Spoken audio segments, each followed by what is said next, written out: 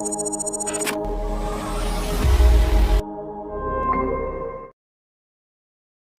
Pai veio antes dele, o Pai é maior que ele, e o Filho tem um Deus acima dele. Para você ter ideia, no Apocalipse 3:12, ele vai falar assim: aquele que vencer, eu farei com que sente no trono do meu Deus, que da Nova Jerusalém, do meu Deus, que desce do céu do meu Deus.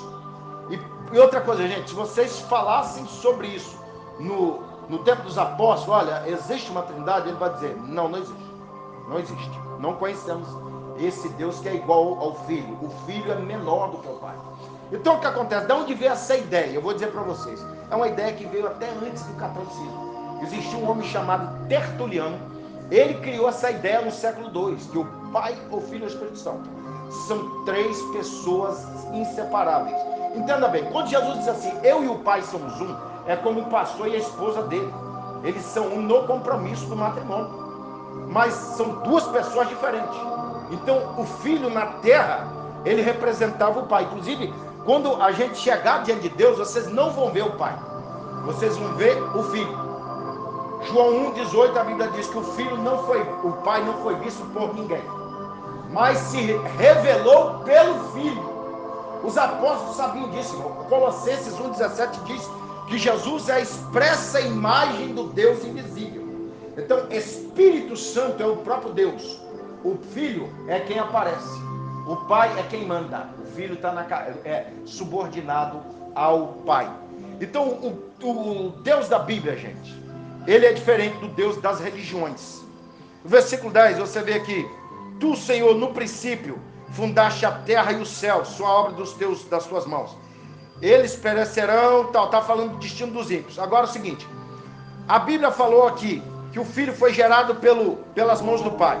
Versículo 4 diz assim: feito tanto mais excelente do que os anjos, quanto herdou mais excelente nome do que eles. Porque qual dos anjos diz: tu és meu filho, hoje te gerei? Ele serei por pai, e ele me será por filho. E outra vez, quando introduz no mundo primogênito, Jesus diz: e todos os anjos o adorem. Agora vem cá, qual é o Cristo da Bíblia? É Deus. Uma vez um pregador pentecostal blasfemou dizendo que Jesus não é Deus. Então você tem que tirar Isaías 7:14, que diz: Emanuel, Deus conosco. Vamos saber de os 5 títulos messiânicos: maravilhoso, conselheiro, Deus forte. Jesus é Deus. Os demônios na terra, irmãos, adoravam ele. Inclusive, Marcos 5, versículo 8, botavam a boca no pó e adoravam Jesus. E Jesus recebeu toda a adoração, desde Tomé. Vocês podem ver em João 20, versículo 28, que Tomé adorou ele e chamou ele de Deus. Jesus é Deus. Agora, não é como o Pai. Então, o problema do pensamento católico que passou para os evangélicos: Deus Pai, Deus Filho, Deus Espírito Santo. Entenda bem, gente, o Pai sempre foi maior que o Filho. Sempre veio antes do Filho. O Filho é uma autoridade menor do que Deus. Aí nós vamos abrir o Antigo Testamento, gente, no Salmo 45. É um salmo messiânico que fala sobre Jesus. E vamos ver onde está esse outro Deus.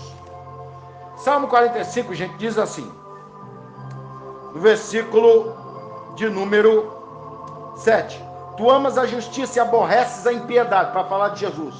E por isso teu Deus, olha só, o teu Deus te ungiu com óleo de alegria, mais do que os teus companheiros. Isso aqui está falando do próprio Jesus, gente. Ele é esse Deus. Ele na terra, ele como filho de Maria, ele era homem. Mas como filho de Deus, ele era Deus. Os demônios respeitavam ele. Satanás respeitava ele. Ele era adorado. Agora é o seguinte, gente, não é um soberano Senhor como o Pai. Por isso que em nenhum texto na Bíblia você vai encontrar Jesus sentado no trono, governando no lugar de Deus, e sim sendo governado pelo próprio Deus.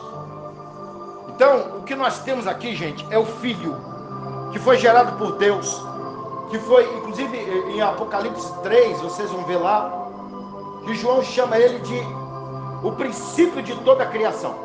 Uma vez uma autoridade bíblica calvinista falou que é porque todas as coisas foram criadas por ele. Não, Jesus, ele é criador também.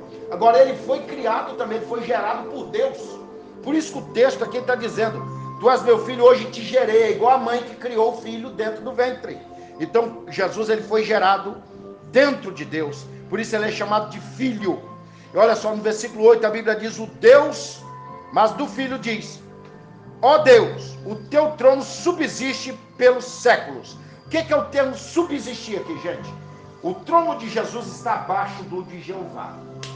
Jeová está acima dele, porque senão estaria escrito assim: o seu trono é soberano dos séculos dos séculos. Então, irmãos, vamos desconstruir a ideia de que o filho é igual ao pai. O filho é um com o pai, como a esposa é um com a esposa, na aliança. Mas o filho é menor do que o pai. O filho foi gerado pelo pai, embora seja Deus e salvador da igreja. Outra coisa, ele é sustentador de todas as coisas, diz o versículo 3, né? Ele tem sustentado todas as coisas pela palavra do seu poder, havendo feito por si mesmo purificação pelos nossos pecados. Olha aí o poder que o filho tem.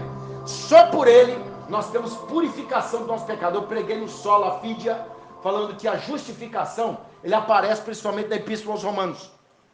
E quando Jesus, ele morre por nós, ele paga todo o nosso pecado.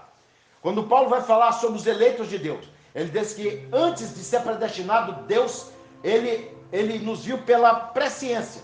Depois somos predestinados, chamados e justificados e glorificados por Jesus Cristo. E só por ele podemos alcançar essa bênção. Então ele é sustentador de todas as coisas pela sua palavra. Ele disse o quê? Que ele foi preparar lugar diante de Deus. Só ele pode preparar lugar. Se ele nos salva, só ele pode nos salvar. Mas só recebemos isso pela fé.